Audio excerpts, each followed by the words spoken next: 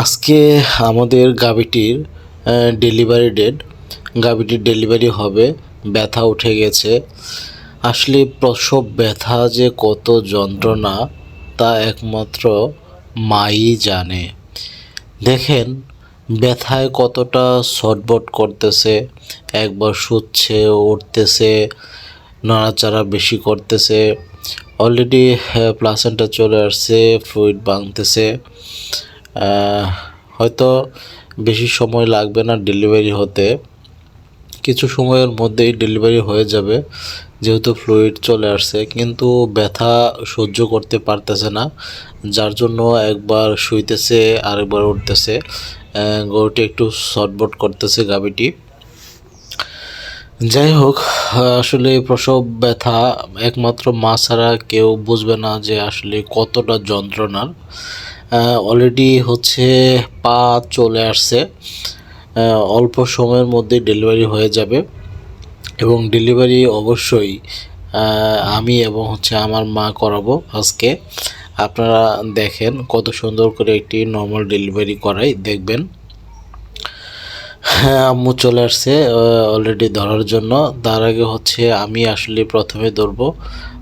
Already পা ধরে ফেলছি আমি। এখন ডেলিভারির আসলে একটা নিয়ম আছে যে নিচের দিকে টান দিতে হয়, উপরের দিকে নয়, সোজা হয়ে নয়। মা ছাড়ে দেওয়ার চেষ্টা করতেছে, আমি টানতেছি। এভাবে ডেলিভারিটা কমপ্লিট করব। অনেক একটু কষ্ট হয়েছে, আলহামদুলিল্লাহ আলহামদুলিল্লাহ। যে দেখেন ডেলিভারি হয়ে গেছে অলরেডি। বিশাল বড় একটি বাছুর হয়েছে, ষাঁড় বাছুর। অনেক কষ্ট হয়েছে এবং অনেক সময় থাকার কারণে ওনার মুখে, বাছুরের মুখে আসলে লালা জমে গেছে, জিহ্বা বের করে দিছে, শ্বাস প্রশ্বাস নিতে পারতেছিল না। মা বলতেছিল যে মুখ দিয়ে ফু দিয়ে একটু বাতাস দাও। আমি মুখের লালাগুলো সুন্দর করে পরিষ্কার করে দিলাম এবং মুখ দিয়ে ফু দেওয়ার চেষ্টা করলাম। মাও লালাগুলো পরিষ্কার করে দিল। এবার ফু দিচ্ছি এবং অক্সিজেনের একটু ব্যবস্থা করতেছি। এর মাঝেই দেখি যে মোটামুটি বাছুরটি ভালোই শ্বাস প্রশ্বাস নেওয়ার ব্যবস্থা হয়ে গেছে। বাছুরটি এখন জিহ্বাটা ভিতর নিয়ে ফেলেছে অল্প সময়ের মধ্যে। খুব সুন্দর একটি ষাঁড় বাছুর হয়েছে, অনেক বড়। আসলে ঈদের আগে এরকম একটা দরকার ছিল, যে দুধেরও খুব প্রয়োজন, সামনে রমজান, দুধের খুব ক্রাইসিস। আর এত সুন্দর একটি বাছুর হয়েছে যে আসলে দেখলে শুধু দেখতেই মন চাচ্ছিল।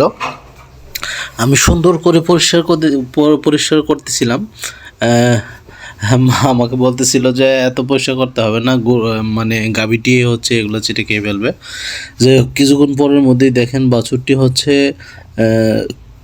ঘুরে উঠে দাঁড়ানোর চেষ্টা করতেছে। উঠে দাঁড়ায় আবার পড়ে যাচ্ছে। যাই হোক, বাছুরটি দুধ খাবে, অল্প সময়ের মধ্যেই উঠে দাঁড়ানোর চেষ্টা করতেছে। সবাই আমার বাছুরটির জন্য দোয়া করবেন। সবাই ভালো থাকবেন, সুস্থ থাকবেন, আর এভাবে পশু পাখিদের পাশে থাকবেন সবাই।